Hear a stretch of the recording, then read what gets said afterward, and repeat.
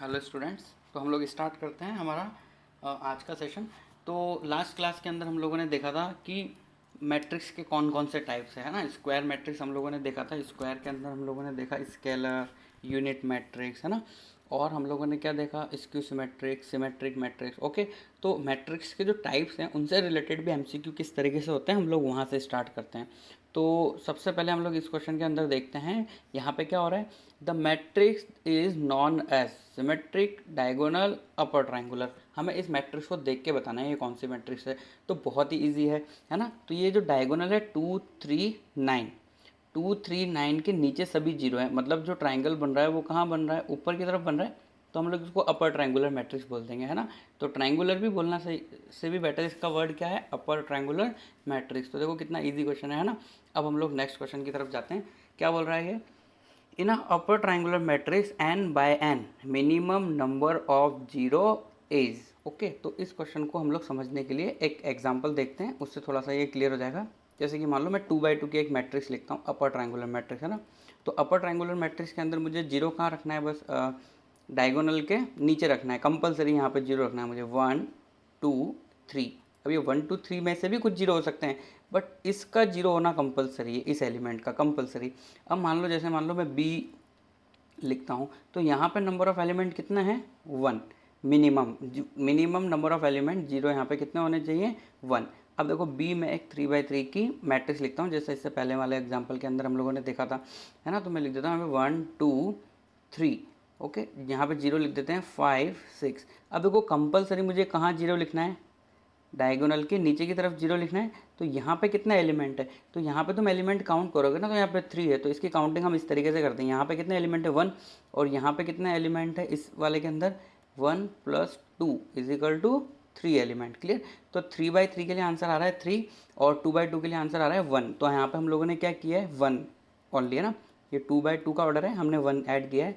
अगर ये order 3 by 3 का है तो हम लोगों ने क्या किया है, 1 + 2 किया है, ठीक है।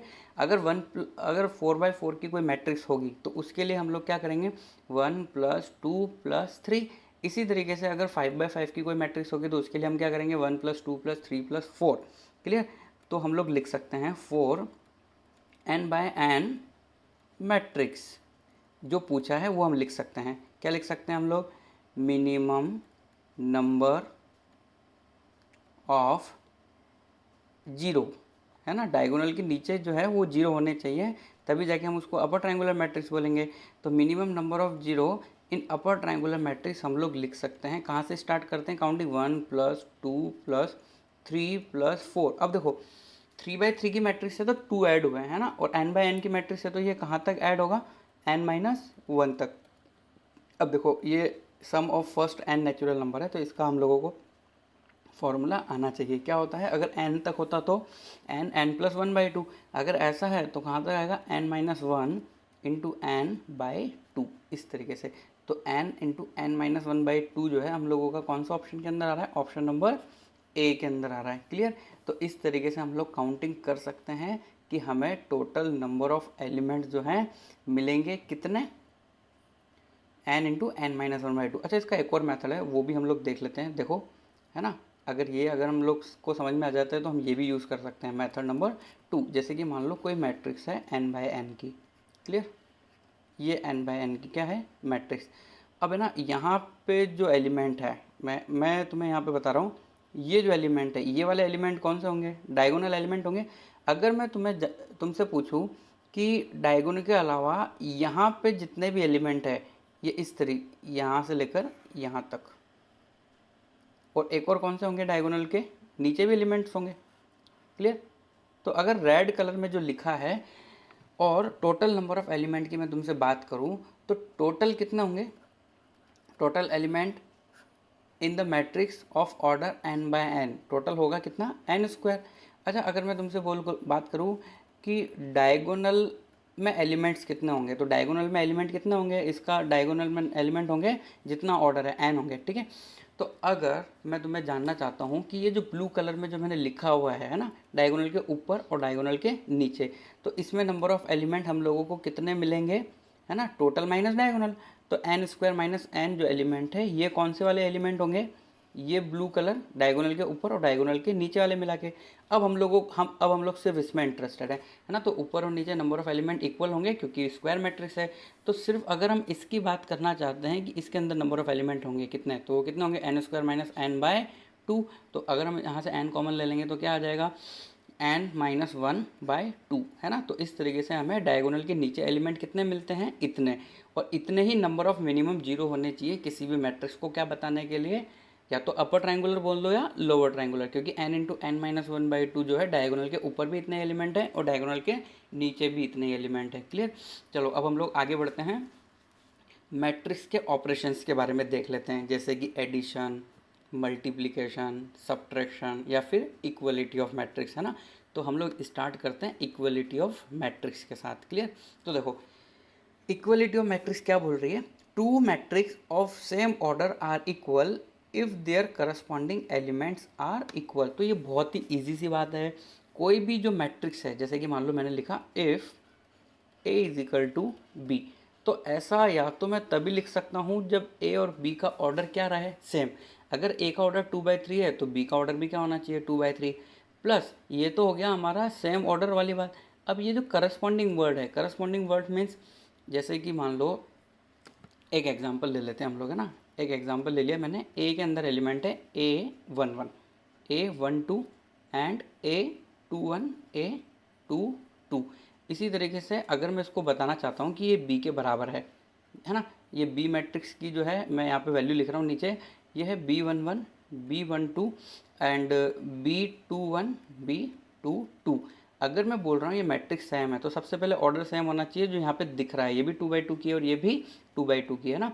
हम 2/3 की कोई मैट्रिक्स को 2/4 की मैट्रिक्स के बराबर कभी नहीं बता सकते, हम नहीं बोल सकते कि वो इक्वल है। तो पहली बात हो गई शेप की।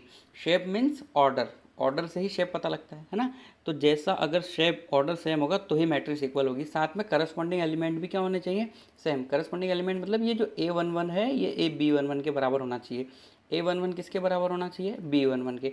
इसी तरीके से A12 किसके बराबर होना चाहिए, B12 के। क्लियर। करस्पॉन्डिंग यहाँ पे जो सेकंड रो फर्स्ट कॉलम का जो एलिमेंट है वो किसके बराबर होना चाहिए, नेक्स्ट मैट्रिक्स के भी सेम पोजीशन पे एलिमेंट के क्या होना चाहिए, बराबर। Similarly we can write last element A22 is equal to B22, ऐसा होना चाहिए है ना। तो इससे रिलेटेड अब हम लोग एक एग्जांपल देख लेते हैं, बहुत ही सिंपल सा है। देखो लेफ्ट हैंड साइड में मैट्रिक्स है जिसका ऑर्डर 2/2 दिख रहा है हम लोगों को, कितना है 2/2। इसी तरीके से राइट हैंड साइड में जो है उसका ऑर्डर भी कितना है 2/2। बीच में इक्वल लगवाए, मतलब this matrix are equal. If this matrix are given equal then corresponding element should be equal. So we should write 2x plus 4 जो ये है ये किसके इक्वल होना चाहिए, 0 के बराबर है ना। तो हम लोगों को यहाँ से क्या लिखना चाहिए, 2x plus 4 is equal to 0।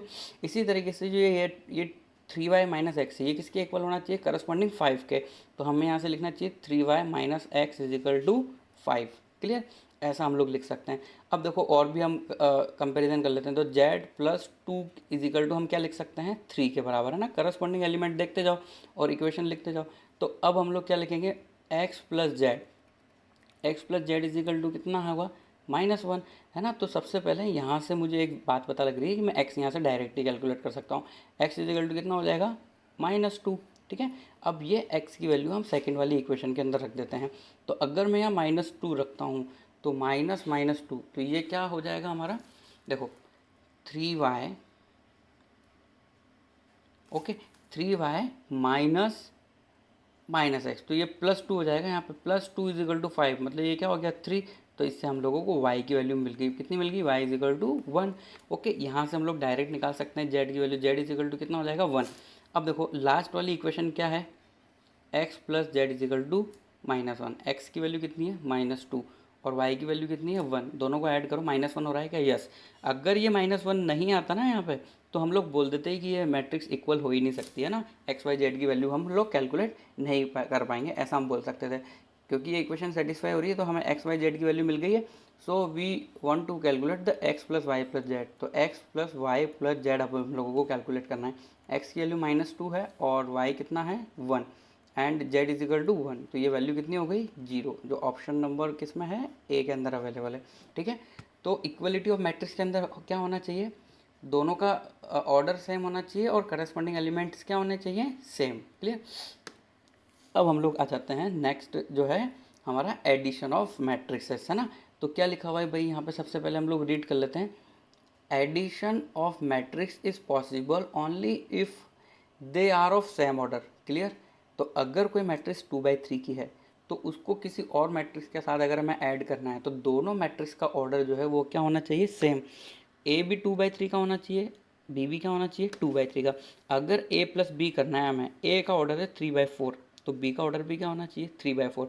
The resultant matrix is obtained by addition of corresponding element of given two matrix. जिस तरीके से इससे पहले हम लोगों ने इक्वलिटी ऑफ मैट्रिक्स के अंदर देखा कि करस्पॉन्डिंग एलिमेंट क्या होने चाहिए, सेम, उस तरीके से यहाँ पे हम करस्पॉन्डिंग एलिमेंट्स का क्या करेंगे, एडिशन।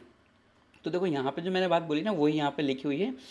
ए मैट्रिक्स को रिप्रेजेंट किया ए आई जी से, बी को रिप्रेजेंट किया हुआ है बी आई जी से। अगर ए प्लस बी का जो रिजल्ट मैट्रिक्स है उसको हम सी नाम देते हैं तो सी के एलिमेंट कैसे आएंगे, ए आई जे प्लस बी आई जे। ये कैसे लिखा हुआ है, जैसे मान लो A11 plus B11 is equal to क्या होगा, C11। यहाँ पे लिखा हुआ है A12 plus B12 is equal to क्या होगा, C12। तो हम इसका क्या देख सकते हैं, एक एग्जाम्पल देख सकते हैं, इससे क्लियर आइडिया हो जाएगा। वैसे तो ये बहुत ईजी है, तुम लोगों को आता होगा, still we can see one example. जैसे कि मान लो हमें करना है a प्लस बी फाइंड करना है। क्लियर।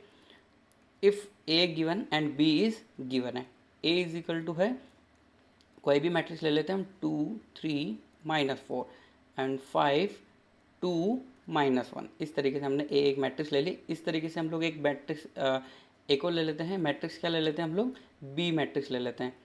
तो बी मैट्रिक्स है कुछ भी, -1 2 0 3 1 -3, है ना। तो अब हम लोग क्या करना चाहते हैं भाई, हम लोग फाइंड करना चाहते हैं दोनों का एडिशन, हम लोग सी फाइंड करना चाहते हैं ए प्लस बी। तो देखो सबसे पहली बात, इसका ऑर्डर कितना है, 2/2, 2 रो है इसके अंदर, कॉलम कितना है 3, इसका भी ऑर्डर कितना है 2/3। तो हम इनको ऐड कर सकते हैं, करस्पॉन्डिंग एलिमेंट ऐड करेंगे हम। करस्पॉन्डिंग मतलब ये वाला एलिमेंट किसके साथ होगा, इसके साथ। इसी तरीके से बाकी भी ऐड हो जाएंगे। तो अगर हम ऐड करना चाहते हैं तो इस तरीके से होगा, 2 और -1 मिलके कितना हो गया, 1। इसी तरीके से 3 और 2 हो जाएगा 5, है ना। देखते जाओ तुम लोग, यहाँ पे 4 और 0 को हम ऐड, -4 और 0 को ऐड करेंगे तो कितना होगा, -4। Similarly you can say another next answer 8, ये हो जाएगा। नेक्स्ट कितना हो जाएगा 3, इस तरीके से हो जाएगा -4। क्लियर। तो हम लोगों ने ये a प्लस बी कर लिया। अब हम लोग देख लेते हैं प्रॉपर्टीज़ ऑफ मैट्रिक्स एडिशन, मतलब हम दो मैट्रिक्स को ऐड कर रहे हैं तो उसमें क्या प्रॉपर्टीज़ है ना। तो ये प्रॉपर्टीज़ बिल्कुल जो है ये ऑपरेशंस की प्रॉपर्टीज़ है, जैसे हम लोगों ने सेट के अंदर पढ़ा होगा, यूनियन की प्रॉपर्टी, है ना, किसकी, इंटरसेक्शन की प्रॉपर्टी, इस तरीके से। तो सबसे पहली प्रॉपर्टी क्या है, मैट्रिक्स एडिशन इज कम्यूटेटिव। तो कम्यूटेटिव का क्या मतलब है, जैसे इसका मतलब है, जैसे मान लो हम a प्लस बी कर रहे हैं, है ना, तो अगर हम b प्लस ए करेंगे तब भी हमें आंसर क्या मिलेगा, सेम। ये प्रीवियस एग्जांपल में हम चेक कर सकते हैं, हम a प्लस बी करें या b प्लस ए, हो तो करस्पॉन्डिंग एलिमेंट ही ऐड हो रहे हैं तो कोई फ़र्क नहीं पड़ेगा उससे, है ना। Matrix addition is associative. Associative का क्या मतलब होता है, जैसे कि मान लो 3 मैट्रिक्स है, a plus B plus C. तो मैंने क्या किया, पहले b और c को ऐड कर लिया। पहली बात तो ये ए बी सी सभी का ऑर्डर क्या होना चाहिए, same, then only we can add the matrices. Okay.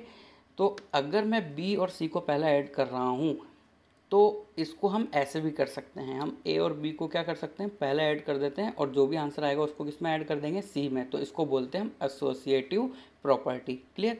तो मैट्रिक्स एडिशन जो है एसोसिएटिविटी को भी फॉलो करती है और कम्यूटेटिविटी को भी फॉलो करती है। अच्छा, नेक्स्ट है कैंसिलेशन लो होल्ड्स। इसका क्या मतलब होता है, जैसे कि मान लो लिखा हुआ है a plus B is equal to A plus C, है ना।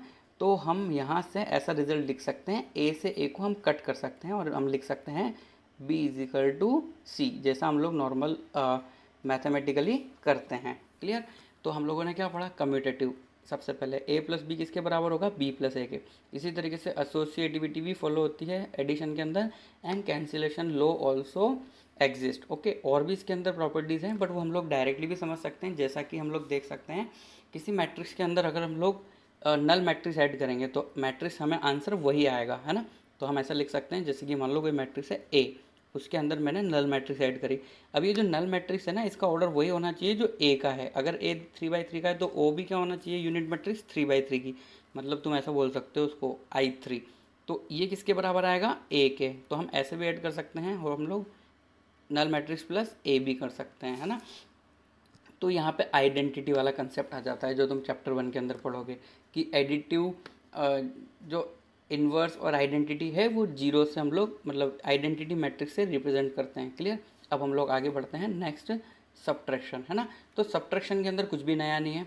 जैसे कि मान लो हम लोगों को a माइनस बी करना है, तो बेसिकली हम कर क्या रहे हैं, हम a प्लस माइनस बी कर रहे होते हैं। तो हम क्या कर रहे होते हैं, कर तो हम एडिशन ही रहे हैं, बस b को किससे मल्टीप्लाई कर देते हैं, माइनस से। b को माइनस से मल्टीप्लाई करने का मतलब है b के सभी एलिमेंट को हम किससे मल्टीप्लाई कर देते हैं, माइनस से। अब देखो यहाँ पे भी वही बात लिखी हुई है जो अभी हम लोगों ने एडिशन के अंदर देखी है, सेम, क्योंकि एडिशन से ही सब्ट्रैक्शन कर सकते हैं हम लोग। Subtraction of matrix is possible only if they are of same order, same order होना चाहिए, then only we can compare, add and subtract as well as the resulted matrix obtained by subtraction of corresponding element of given two matrices. Okay, तो हम दो matrix ले सकते हैं, पहली वाली मैट्रिक्स में से दूसरी वाली मैट्रिक्स को सब्ट्रैक्ट करेंगे तो हमें आंसर मिल जाएगा, बिल्कुल एडिशन की तरह। क्लियर। अब हम लोग नेक्स्ट हम लोगों की हेडिंग पे आ जाते हैं, multiplication of matrix with a scalar, है ना। तो यहाँ पे अभी हम लोग दो मैट्रिक्स का मल्टीप्लिकेशन नहीं पढ़ रहे हैं, हम ये पढ़ रहे हैं कि किसी भी स्केलर को हम लोग मैट्रिक्स के साथ मल्टीप्लाई करेंगे तो क्या आंसर आएगा, मैं कैसे कुछ होगा। तो जैसे कि तो देखो यहाँ क्या लिखा हुआ है, the scalar get multiply in every, है ना। तो ये बहुत इंपॉर्टेंट वर्ड है क्योंकि डिटर्मिनेंट में ये थोड़ा चेंज हो जाता है। डिटर्मिनेंट के अंदर क्या होगा, वो किसी एक रो या किसी एक कॉलम में मल्टीप्लाई होगा। But in the case of matrix, अभी हम लोग मैट्रिक्स पढ़ रहे हैं, मैट्रिक्स की बात करते हैं। मैट्रिक्स में कोई भी, जैसे मान लो एग्जांपल ले लेते हैं हम लोग, है ना। जैसे कि सपोज करो ए एक मैट्रिक्स है, इसका एलिमेंट है 2 4 6 1 -2 एंड 3, है ना। अब हम क्या कर रहे हैं, 2 से मल्टीप्लाई कर रहे हैं इसको, मतलब हम लिख रहे हैं 2a। तो ये 2 से मल्टीप्लाई पूरी की पूरी मैट्रिक्स होगी। अब ये पूरी की पूरी जो मैट्रिक्स होगी ना मल्टीप्लाई, ये सभी एलिमेंट से भी मल्टीप्लाई हो जाएगा। जैसे कि मान लो ये 2 4 6 1 -2 और 3 था, तो हम इसको क्या लिख सकते हैं, 2 को अंदर मल्टीप्लाई करके 2 का डबल हो जाएगा 4 8 12, इसी तरीके से नीचे क्या हो जाएगा 2 -4, इस तरीके से यहाँ पे क्या हो जाएगा 6। तो देखा आपने कि जो ये 2 था ये सभी के साथ मल्टीप्लाई हुआ है ना। ईच एंड एवरी एलिमेंट के साथ 2 को हमें मल्टीप्लाई करना होगा, तभी जाके हम लोग बोल सकते हैं किसी स्केलर को हम मल्टीप्लाई कर रहे हैं। अच्छा, इसकी भी कुछ प्रॉपर्टीज़ रहती है ना। तो वो प्रॉपर्टीज़ भी हम लोग देख लेते हैं। जैसे कि मान लो ए और बी दो मैट्रिक्स हैं, है ना, उन दोनों का ऑर्डर क्या है, सेम। ये बहुत अच्छी बात है, सेम ऑर्डर है तो ही हम लोग क्या कर सकते हैं, ये सब बातें कर सकते हैं जो नीचे लिखी हुई है। एंड लैम्डा और म्यू आर टू स्केलर, जैसे कि अभी मैंने तुम्हें 2 बताया ना, वैसे लैम्डा और म्यू कोई स्केलर है। तो यहाँ पे क्या है, जैसे कि मान लो दो मैट्रिक्स है तो उसको हम लोगों ने पहले क्या कर लिया, ऐड कर लिया, पहले ऐड कर लिया फिर किसी से मल्टीप्लाई किया। तो हम ये जो लैम्डा है ना इसको अंदर ले जा सकते हैं, हम क्या लिख सकते हैं, लैम्डा ए प्लस लैम्डा बी। सिमिलरली यहाँ पे मैट्रिक्स पहले मल्टीप्लाई हो रही है फिर लैम्डा से मल्टीप्लाई हो रहा है। अब देखो यहाँ पे क्या है, जैसे कि मान लो 2 + 3 करना है हमें, है ना। तो हम ऐसा कर सकते हैं कि ये ए को अंदर मल्टीप्लाई कर रहे हैं। अब हम लोग जैसे हम लोगों ने यहाँ पे स्केलर को अंदर मल्टीप्लाई किया था वैसे हम मैट्रिक्स को यहाँ पे अंदर मल्टीप्लाई कर रहे हैं। तो क्या लिखेंगे हम लोग, लैम्डा ए प्लस लैम्डा म्यू, ऐसा लिखा हुआ है। इसी तरीके से हम लोग क्या लिख सकते हैं, देखो दो दो स्केलर है ना, एक 2 है एक 4 है। तो सबसे पहले हम क्या करके 4 को ए से मल्टीप्लाई कर रहे हैं, फिर जो भी आंसर आएगा उसको 2 से मल्टीप्लाई कर देंगे। या फिर हम ऐसा कर सकते हैं कि दोनों को पहले मल्टीप्लाई कर लेते हैं, 2 और 4 को क्या बना देते हैं हम लोग 8, फिर ए से मल्टीप्लाई कर देते हैं। या फिर 2 और 4 में से तुम किसी को भी अंदर पहले ले जा सकते हो, यहाँ पर ऐसा लिखा हुआ है ना। पहले 4 अंदर ले गए हम लोग, बाद में किसको ले गए 2। यहाँ पे मैं जो ये 2 और 4 बोल रहा हूँ ना, यहाँ पे लैम्डा और म्यू है। मैं एग्जाम्पल थोड़ा तुम लोगों को क्लियर हो इसलिए 2 और 4 बोल रहा हूँ। अब देखो यहाँ पे किस तरीके से ये जैसे कि मान लो यहाँ पे ना म्यू इजिकल टू -1, यहाँ पे म्यू इजिकल टू -1 रख दो तो ये वाली प्रॉपर्टी बन जाएगी। अब ये क्या है, टी आर ऑफ, तो टी आर का मतलब होता है ट्रेस ऑफ मैट्रिक्स। तो हमने किसी नंबर से मल्टीप्लाई किया है मैट्रिक्स को, है ना। तो मैट्रिक्स से मल्टीप्लाई करने पर सभी एलिमेंट मल्टीप्लाई होंगे, तो डायगोनल वाले एलिमेंट भी मल्टीप्लाई होंगे। तो ये जो के है ना, हम लोग मैट्रिक्स के साथ मल्टीप्लाई करके ट्रेस ऑफ ए निकालें या फिर ट्रेस ऑफ ए निकाल के हम के से मल्टीप्लाई करें, दोनों केस में आंसर हमारा क्या होगा, सेम। ठीक है, तो इतनी सी प्रॉपर्टीज़ अभी हम लोगों ने पढ़ी है। अब है ना हम लोग इसके नेक्स्ट वाले जो सेशन में थोड़ा बहुत मल्टीप्लिकेशन के बारे में देखेंगे। क्लियर।